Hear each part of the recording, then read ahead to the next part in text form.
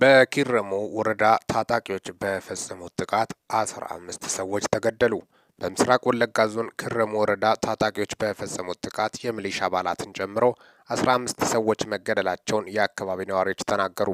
በወረዳው ጫቢ ተብሎ በሚጠራው ቦታ በአንድ ሳምንት ልዩነት 2 ጊዜ በታጣቂዎች ጥቃት መፈጸሙ አስተያየታቸውን ለሚዲያ የሰጡ ነዋሪዎች አመልክተዋል። በጉዳዩ ላይ ምላሽ የሰጡት የወረዳው ዋና አስተዳዳሪ አቶ ብርሃኑ ፍቃዱ ጥቃቱ መድረሱን አረጋግጦ በአካባቢው ይንቀሳቀሱ ያሏቸውና ጽንፈኛ ቡድን ብሎ የጠሯቸው ኃይሎች ጥቃቱን ማድረሳቸውን ገልጸዋል። የታጣቂዎች እንቅስቃሴ በስፋት በሚስተዋልበት የምስራቅ ወለጋ ዞን ኪረሙ ወረዳ በወረዳው ጨቢ በመባል ቦታ በደረሰው ጥቃት የሚሊሻ አባላትን ጨምሮ የሰላማዊ ሰዎች ሕይወት ማለፉን የአካባቢ ነዋሪዎች ተናግረዋል።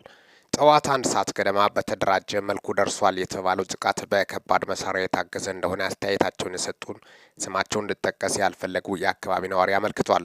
በተደጋጋሚ ጥቃት የሚደርስባት ኪረሙ ወረዳ ከዚህ ቀደም በ2014 ዓ.ም በተከሰተው የጸጥታ ችግር በወረዳው ስር ከሚገኙ 18 ቀበሌዎች ሰዎች ተፈናቅሎ እንደነበር ተገልጿል። ጠዋት ላይ በከባድ መሳሪያ እንደ ዲሽቃና ብሬን ታጥቆ ውጊያ ጀምሮ በአርሶ አደሮችን ጨምሮ 15 ሰዎች ናቸው ህይወታቸው ያለፈው።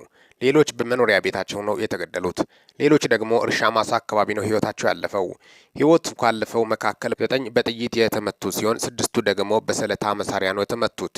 ጥቃቱን ካደረሱ በኋላ ከብት፣ በግና ሌሎች የቁም እንስሳት ዘርፎ ነው የሄዱት። ሌላው ለደህንነታቸው ስለሚሰጉ ስማቸው እንዲጠቀስ ያልፈለጉ ነዋሪ ጨቢ በመባል ቦታ በትናንትናው ዕለት በደረሰው ጥቃት የበርካታ ሰዎች ህይወት ማለፉን አስታውቋል።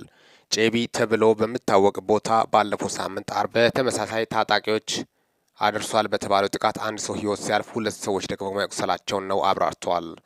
በጥቃቱ ህይወታቸው ያለፈው 12 ሰዎች ነበሩ። በጎላ ላይ በጥቃቱ ከባድ ጉዳት ደርሶባቸው የነበሩ 3 ሰዎች መትረፍ አልቻሉም። ከባድ መሳሪያ ነው ሲተኮስ የነበረው። በጥቃት ጉዳት የደረሰባቸው ሰዎች በፖሊስ መኪና ነው ወደ ከተማ የመጡት። በኪረሙ ወረዳ በ2014 ዓ.ም በተከሰተው ግጭት 50 ሺህ የሚሆኑ ሰዎች ከቤት ንብረታቸው ተፈናቅለው መቆየታቸውን የወረዳው አስተዳዳሪ አቶ ብርሃኑ ፍቃዱ አመልክቷል። አስተዳዳሪው ከወረዳው 18 ከሚደርሱ ቀበሌዎች ተፈናቅለው የነበሩ ሰዎች ወደ ቤታቸው ተመልሰው በወረዳው አንጻራዊ ሰላም ሰፍኖ እንደነበር ተናግሯል።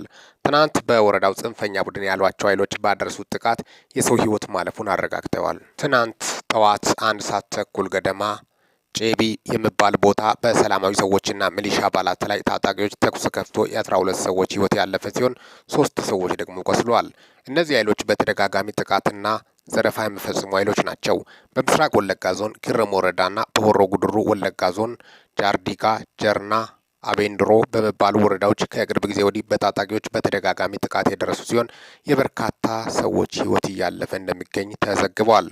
ሚኪ ነኝ አብሬያቸው ቆየሁት። ከሚኪ ታቦር ኢንፎ። ይህንን ቻናል ሰብስክራይብ በማድረግ ወቅታዊና ታማኝ መረጃ ያገኙ። ሰላም ቆዩልኝ።